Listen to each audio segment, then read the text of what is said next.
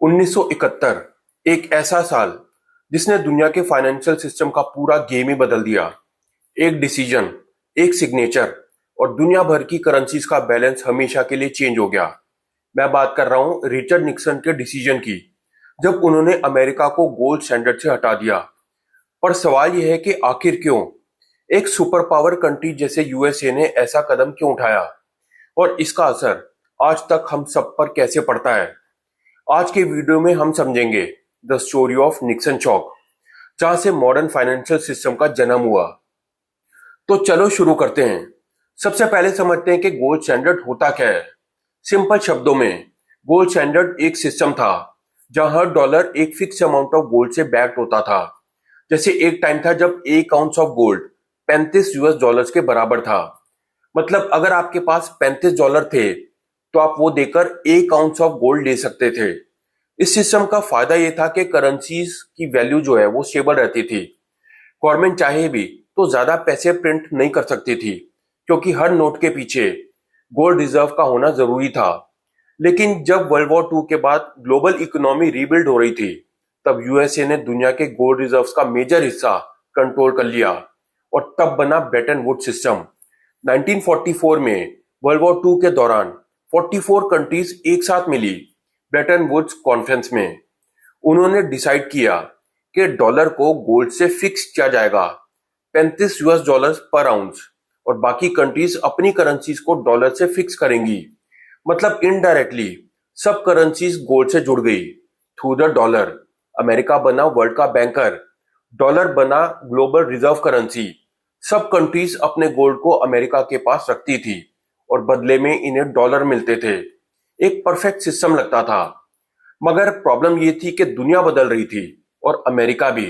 1960s में America में सब कुछ चेंज हो रहा था। वियतनाम वॉर चल रहा था, जिसमें बिलियंस ऑफ डॉलर खर्च हो रहे थे। साथ ही ग्रेट सोसाइटी प्रोग्राम चल रहे थे, हेल्थ, एजुकेशन, पॉवर्टी के लिए। इसका रिजल्ट, यूएस गवर्नमेंट ने मैसिव मनी प्रिंटिंग शुरू कर दी। लेकिन प्रॉब्लम ये थी कि गोल्ड रिजर्व तो उतने ही थे, पर डॉलर सप्लाई बढ़ गई। अब अगर सारी कंट्रीज अपने डॉलर्स के बदले में गोल्ड मांगती तो यूएस के पास गोल्ड खत्म हो जाता, और यही होने लगा। फ्रांस, जर्मनी जैसी कंट्रीज ने अपने डॉलर वापस दिए और बदले में गोल्ड मांगना शुरू कर दिया। यूएस गोल्ड रिजर्व्स गिरने लगे। 20,000 टन से गिरकर सिर्फ 8,000 टन रह गए। 1970 तक सिचुएशन बहुत टेंस थी।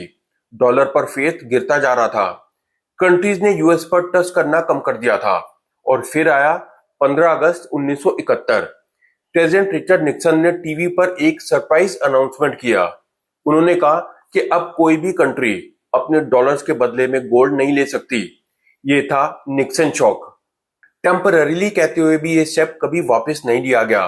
डॉलर और गोल्ड का रिश्ता टूट गया परमानेंटली। तो अब असली सवाल, आखिर क्यों? Reason number 1, gold reserve crisis. US के पास जितना गोल्ड था उससे ज्यादा डॉलर प्रिंट कर दिए गए थे। कंट्रीज गोल्ड मांग रही थी और यूएस के पास देने के लिए कुछ बचा ही नहीं था। Reason number 2, trade deficit. Vietnam war और इंपोर्ट्स की वजह से यूएस का ट्रेड डेफिसिट बढ़ता गया। डॉलर बाहर जा रहे थे, गोल्ड रिजर्व कम हो रहे थे। रीजन नंबर 3, इन्फ्लेशन और अनएम्प्लॉयमेंट। यूएस में स्टैगफ्लेशन शुरू हो गई थी। इन्फ्लेशन भी हाई और अनएम्प्लॉयमेंट भी।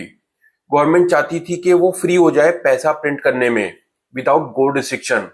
Reason number 4, global pressure. France जैसी कंट्रीज ओपनली यूएस को चैलेंज कर रही थी, कह रही थी रिटर्न आ गोल्ड। निक्सन ने डिसाइड किया, बस अब और नहीं। उन्होंने डॉलर को फ्री कर दिया और एक नए युग का जन्म हुआ। गोल्ड स्टैंडर्ड खत्म होने के बाद दुनिया एक नए सिस्टम में चली गई, फिएट करेंसी सिस्टम। अब पैसे की वैल्यू गोल्ड से नहीं बल्कि गवर्नमेंट के ट्रस्ट से डिसाइड होती है। डॉलर अब एक पेपर करेंसी बन गया, backed by nothing but faith. 1970s के बाद यूएस ने एक और स्मार्ट मूव किया। सऊदी अरेबिया के साथ डील करके पेट्रो डॉलर सिस्टम बनाया। मतलब ऑयल का ट्रेड सिर्फ डॉलर में ही होगा। इससे डॉलर फिर से स्ट्रांग बन गया और यूएस ने अपनी ग्लोबल डोमिनेंस मेंटेन कर ली। मगर डाउनसाइड भी था। इन्फ्लेशन बढ़ गया, डेट एक्सप्लोड कर गया और रिच पुअर का जो गैप था वो भी वाइडन हुआ।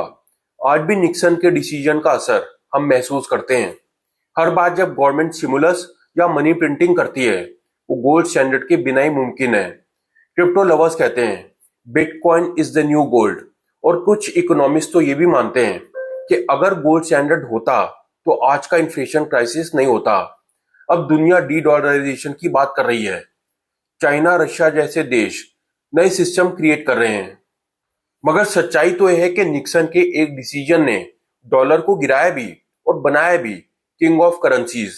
तो दोस्तों, ये थी story of why Nixon remove the gold standard, एक ऐसा मोमेंट जिसमें वर्ल्ड इकोनॉमी ने अपना डायरेक्शन बदल दिया। अगर आपको लगता है कि आज की इन्फ्लेशन, क्रिप्टो या डॉलर वॉर्स को समझना है, तो शुरुआत वहीं से होती है, 15 अगस्त 1971।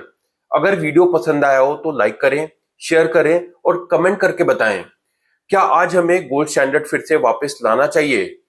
मिलते हैं मेरे अगले वीडियो में। तब तक के लिए स्टे क्यूरियस, स्टे इन्फॉर्म्ड।